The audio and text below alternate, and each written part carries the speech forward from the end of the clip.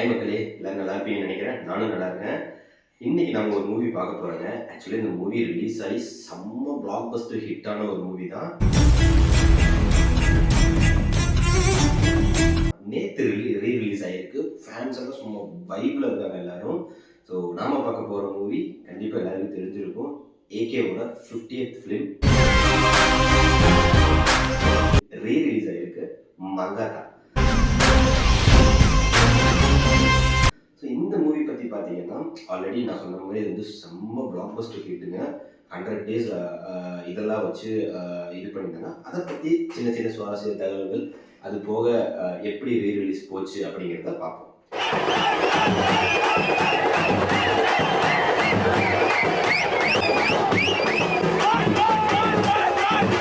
இதுக்காக தான் தல தமிழ்நாடே வெயிட் பண்ணிட்டு இருந்துச்சு. அதுவும் மங்காத்தா ரொம்ப நாள் கனவு ப்ரோ, ரொம்ப நாள் கனவு. வெங்கட் பிரபு 2011 செதுக்கிட்டாரு.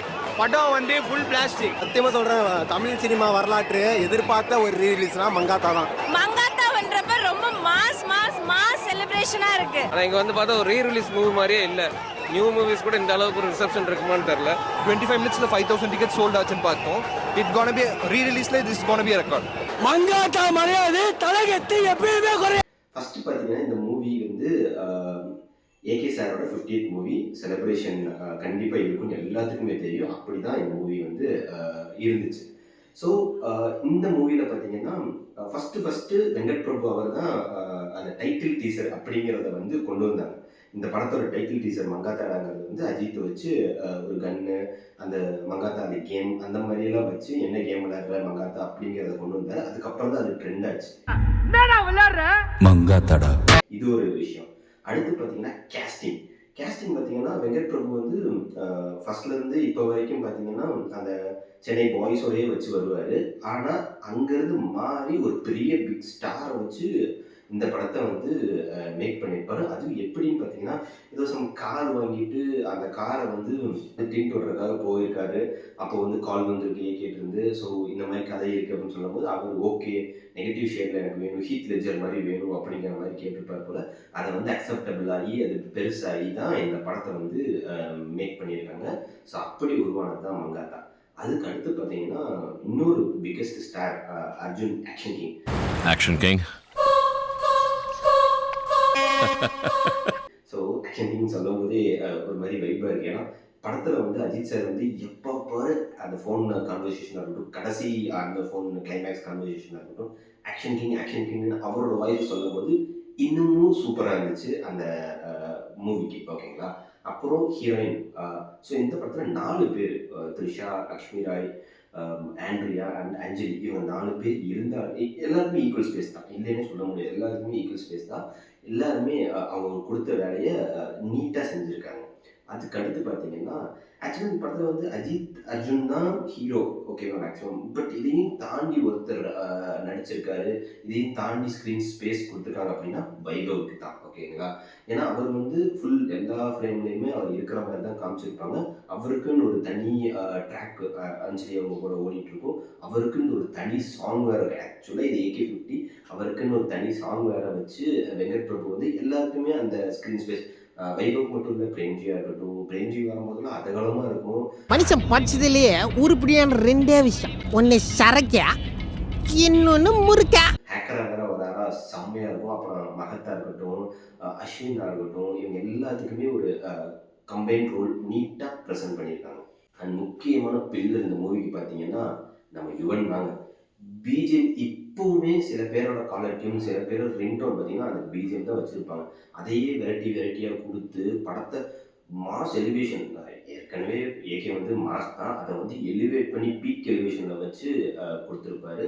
அது போக சாங்ஸாக இருக்கட்டும், அதுவும் செகண்ட் ஹாஃபில் பார்த்தீங்கன்னா அந்த மச்சி ஓப்பன் த பாட்டில் சாங்ஸ்லாம் தியேட்டரில் சும்மா தெறிக்கி விடுறாங்க. அவனு பட்டாசெல்லாம் கொளுத்தி தியேட்டருக்குள்ளே ஸ்க்ரீன் முன்னாடியெல்லாம் பட்டாசு கொளுத்தி வெடிக்க விட்டுட்ருக்காங்க. அவ்வளோ அட்டகாசம் பண்ணிட்டு இருக்காங்க அந்த பாட்டுக்கு. யுவன் இந்த படத்துக்கு ஒரு பிக்கஸ்ட் பில்லர்ங்க. இதுக்கப்புறம் நிறைய பண்ணியிருந்தாலுமே இன்னமும் அவரோட அந்த மங்காத்தா பிஜிஎம் வந்து ஸ்டில், அது போக மச்சி ஓப்பன் த பாட்டில், விளையாடு மங்காத்தா, அது போக அந்த மெலடி நம்பர்ஸ் எல்லாமே சூப்பர் டூப்பர் ஹிட்டு. ஸோ அந்த மாதிரி பண்ணியிருப்பாங்க. படம் பார்த்தீங்கன்னா ஒரு மணி ஹீஸ்ட் அந்த ஜோனர் டச் பண்ணி தான் எடுத்திருப்பாங்க. முக்கியமாக ஒரு 3 இல்லை 4 சீக்வன்ஸ் அந்த மாதிரி நான் சொல்கிறேன். ஃபஸ்ட்டு ஓப்பனிங் சீன் பிளாஸ்ட்டுங்க. ஏகே அந்த கன் அடித்த உடனேயுமே அந்த 50th மூவியோட அந்த 50th அந்த காயினில் கொண்டு வரல ஃபேண்டாஸ்டிக்காக பண்ணியிருப்பாங்க. அடுத்து பார்த்தீங்கன்னா இன்டர்வல் அந்த காலரை இப்படி தூக்கி விட்டுட்டு தம் வச்சுட்டு கண்ணாடி சதற மாதிரி வச்சு ஸ்ட்ரிக்ட்லி நோ ரூல்ஸ்னு போட்டு மங்காத்தாவை காட்டியிருப்பாங்க. Interval banker. அப்புறம் பார்த்தீங்கன்னா அந்த பைக் சீக்வன்ஸ் கிளைமேக்ஸ் ஒட்டி தான் வருவது பைக் சீக்வன்ஸு. அது இன்னும் சூப்பராக இருக்கும். அதுவும் அந்த டிராஃபிக் ஆப்போசிட் வேல வந்து வண்டி ஓட்டுறதெல்லாம் வந்து தேட்டரில் ஒருத்தவங்க சீட்டில் எல்லாம் நின்றுட்டு கத்துறாங்க. அந்தளவுக்கு சூப்பர். அப்புறம் கிளைமேக்ஸ் ட்விஸ்ட்டுங்க. என்ன அந்த கழுத்தில் போட்டிருப்பாரு ஒரு செயின், அந்த செயின் கூட ஃபுல் எல்லா ஃப்ரேம்லேயும் பேசுகிற மாதிரியே இருக்கும். அந்த செயினை பசங்க தேடினாங்க, எங்கெங்கேயோலாம் தேடி கண்டுபிடிச்சாங்க அந்த செயினை. அந்தளவுக்கு ஒரு சின்ன சின்ன விஷயம் கூட இந்த படத்தில் வந்து வேறு லெவல் பீக்காக இருந்துச்சு. உண்மையிலேயே சொல்கிறாங்க, எனக்கு தெரியல மற்ற படத்துலலாம் இந்த மாதிரி ஒரு செலிப்ரேஷன் இருந்துச்சா அப்படின்னு எனக்கு தெரியல. படையப்பா கில்லி எல்லாம் இருந்துச்சு. பட் இது வந்து வேறு லெவல் வைபாக இருக்குது. தமிழ்நாடு மட்டும் இல்லை, பெங்களூர் கர்நாடகா ஃபுல்லாக வைப்லேயே தான் இருக்காங்க. நேற்று ரிலீஸ் ஆகிட்டுன்னு நினைக்கிறேன். நிறையா ரெக்கார்டு வேறு பண்ணிச்சு ரீரிலீஸில் அப்படின்னு சொல்லியிருக்காங்க. எனக்கு எக்ஸாக்டாக தெரியல.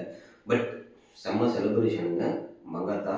இந்த மூவிக்கு இன்னொரு சுவாரஸ்யமான தகவல் என்னன்னு பார்த்தீங்கன்னா, படம் ரிலீஸ் ஆகிறதுக்கு முன்னாடி ஒரு 3 பாட் வீடியோ சாங்கோடு ரிலீஸ் பண்ணிடுறாரு. அதையும் இவர் தான் ட்ரெண்டாக கொண்டு வந்தார். இன்னொன்று வந்து நான் பார்த்தது அஞ்சலிக்கும் வைபவுக்கும் ரொமான்டிக் சீன் ஒன்று இருக்கும். அதில் வந்து பின்னாடி கதவுல காவலன் அசின்னு நினைக்கிறேன், கொஞ்சம் பிளராக இருக்கும். இன்னொன்று பார்த்தீங்கன்னா அனுஷ்காவோட பிக் இருக்கும். ஓகேங்களா, வானம் அனுஷ்கா அந்த ப்ளூ கலர் சாரி அந்த பிக் இருக்கும். ஏன்னா எனக்கு என்னென்னா, இந்த படம் ஆகஸ்ட் ரிலீஸ் ஆச்சு, வானம் வந்து ஏப்ரலில் ரிலீஸ் இந்த படம் ஏப்ரல் ஆகஸ்ட் ஏதோ ஒன்று மாதிரி ரிலீஸ் ஆயிருக்கு. ஐயோ பாவம், அவரே கன்ஃபியூஸ் ஆயிட்டாரம்மா காலையில்.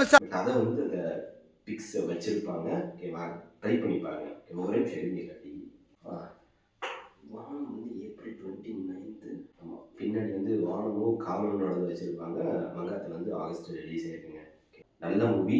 வீக்கில் டைம் கிடைச்சா கண்டிப்பாக போய் என்ஜாய் பண்ணுங்கள். ஏன்னா இந்த படம் தேட்டரில் நிறைய பேர் பார்க்காம கூட இருந்திருப்பீங்க, சன் டிவி கேடிவின்னு பார்த்துருப்பீங்க. கண்டிப்பாக போய் என்ஜாய் பண்ணுங்கள். அந்தளவுக்கு ஒர்த்தான மூவி தான். ஏகேவோட 50th மூவி வேறு செலிப்ரேஷனாக இருக்கும். நம்ம சேனலுக்கு நீங்கள் ஃபஸ்ட் டைம் பார்த்தீங்கன்னா மறக்காமல் நம்ம சேனலை லைக் பண்ணுங்கள், கமெண்ட் பண்ணுங்கள், பெல் பண்ண டிங் டாங் பண்ணிடுங்க. அது மட்டும் இல்லாமல் மறக்காமல் சப்ஸ்கிரைப் பண்ணிடுங்க. நம்ம சேனல் உங்கள் ஃப்ரெண்ட்ஸ், ஃபேமிலிஸ், நெய்பர்ஸ் எல்லாத்துக்கும் இந்த வீடியோ ஷேர் பண்ணி இந்த மூவியை ரீரிலீஸ் ஆன மூவியை தேட்டரில் போய் என்ஜாய் பண்ணுங்கள். பை.